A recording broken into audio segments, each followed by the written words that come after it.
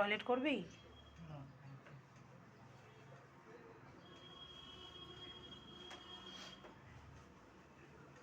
আচ্ছা এমনি ভাবেই ধুতি পরিয়ে দিই। হ্যাঁ, যেটা ভালো। ছোটবেলায় তো নর্মালি পরতো, তাহলে এমনি ভাবেই পড়াচ্ছি নর্মাল করে। কারণ বড় বয়সে সেই একটা কোঁচা মেরে এইভাবে পড়তো। মানে কোনটা ফটো অনুযায়ী করো, মানে যেন স্বামী বিবেকানন্দ লাগে যেন। স্বামী বিবেকানন্দ হিসাবে তোমার ওই তাহলে ওই কোঁচা মেরে ওই স্টাইলটা করতে হবে। কোঁচা মেরেই দিন এটা, তাহলে তো এটা পুরো হয়ে যাবে, মানে এটা হ্যাঁ, তো এবার আলাদা হয়ে যাচ্ছে। ছোটবেলায় আবার ধুতি করে পড়তো, এই বিষয়টা হচ্ছে। আর ছোটবেলায় পাগড়ি পরতো না? না তো কি তাহলে না, পাগড়ি তো পরছে, তাহলে হ্যাঁ ওরকমই তাহলে ওই কোঁচা মেরেই তাহলে হ্যাঁ। ওইভাবেই পরিয়ে দিই।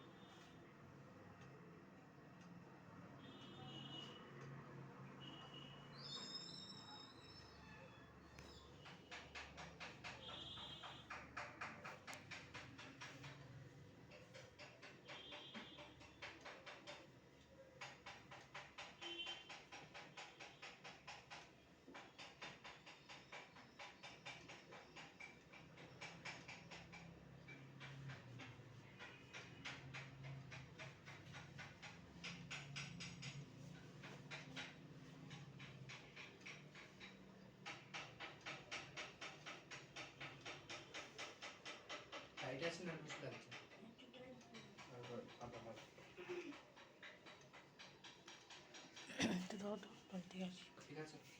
ঠিক আছে।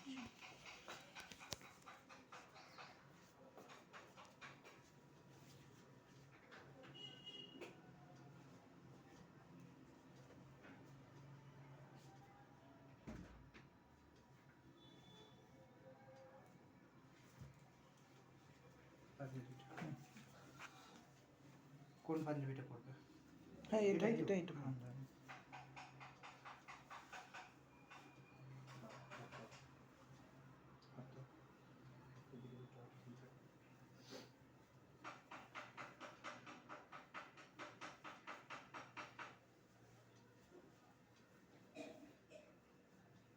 এটা কি ভাড়া করলে নাকি না কিনলে?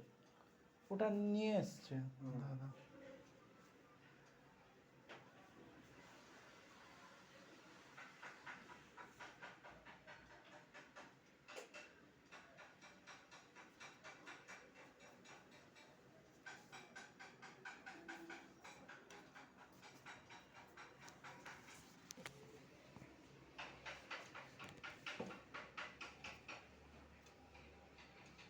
আমি বলবো পাঞ্জাবিটা পরার দরকার নেই।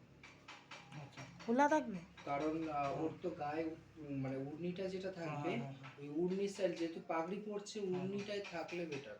আর পাঞ্জাবি থাকলে কিন্তু মানে পাঞ্জাবিটা কিন্তু মানে পরতো না। এবার উনি তাহলে তো গায়ে অনেক বড় লাগবে, ওটা তো ছোট। ওই মানে বড় হোক ছোট হোক যেটা হোক দিয়ে উড়নিটাকে দিয়ে কভার করে। আর যদি মনে করেন যে পাঞ্জাবি এরকম থাকবে, তাহলে কোমরে একটা বেঁধে দিতে হবে, ঠিক আছে, আর মাথায় পাগড়ি থাকবে, এটাতেও হবে। মানে এটার উপর দিয়ে ওরকম হবে না? না, ওটা ভালো লাগবে না ওই জিনিসটা। আচ্ছা, তাহলে এটাই পাঞ্জাবি তাহলে খুলে দিন। হুম, সেটাই বলবো।